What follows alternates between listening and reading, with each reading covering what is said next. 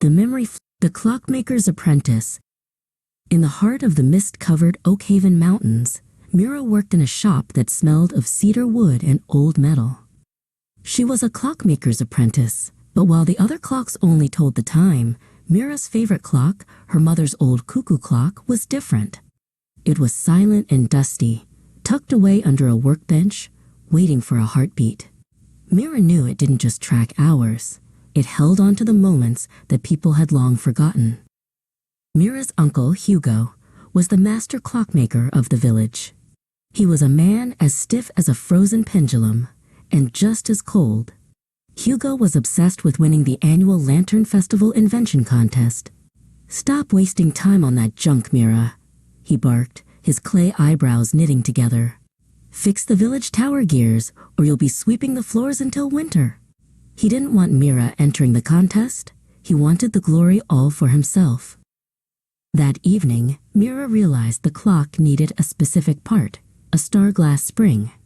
Legend said they only grew in the deepest part of the Whispering Woods. Mira slipped out of the shop and into the cool night air. Suddenly, a bushy tail flicked near her feet. It was Pip, a forest squirrel with fur the color of toasted cinnamon. Pip chattered excitedly and tugged at Mira's cloak, beckoning her to follow him into the shadows. Pip led Mira through a thicket of silver ferns to a clearing where the ground shimmered like a fallen sky. "Is it here, Pip?" Mira whispered. The squirrel scrambled up a tree and knocked down a glowing, translucent coil that pulsed with a soft blue light. It was the star-glass spring. Mira caught it in her palms, feeling the gentle vibration of 1,000 ticking seconds against her skin.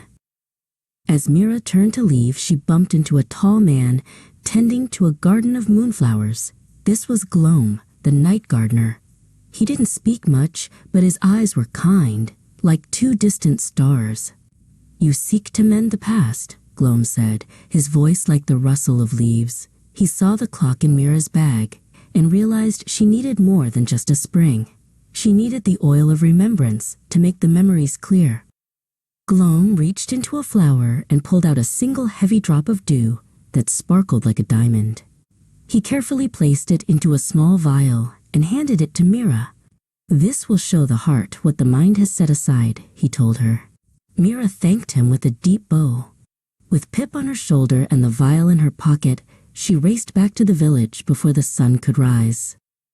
Back at the workshop, Mira worked in secret, but Hugo was suspicious.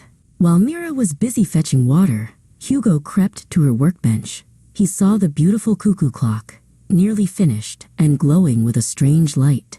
Jealously flared in his chest. He reached out and snatched the golden pendulum, hiding it behind his back. "Without this," he muttered, "it will never sing. I will be the only winner today." The Lantern Festival arrived, and the village square was a sea of lights. Mira stood at her booth, her heart sinking as she realized the pendulum was gone. She had replaced it with a simple piece of heavy twine and a stone, hoping the magic would be enough. Hugo stood at the main stage, showing off a giant, clunky, steam-powered clock that puffed out black smoke. "Behold the future," he shouted, but the villagers looked unimpressed.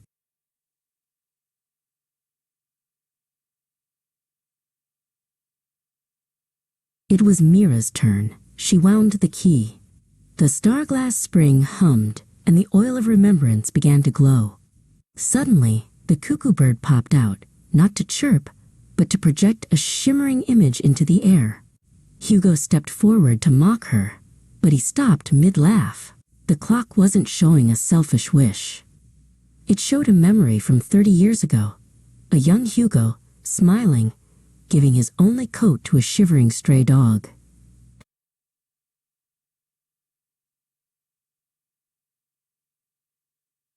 The memory flickered with warmth and kindness. Hugo's stern face began to melt. He reached into his pocket and slowly pulled out the stolen golden pendulum.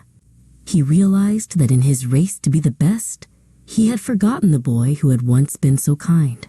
He handed the piece back to Mira, a single clay tear rolling down his cheek. "I'm sorry, Mira," he whispered. "Your clock has the best timing of all.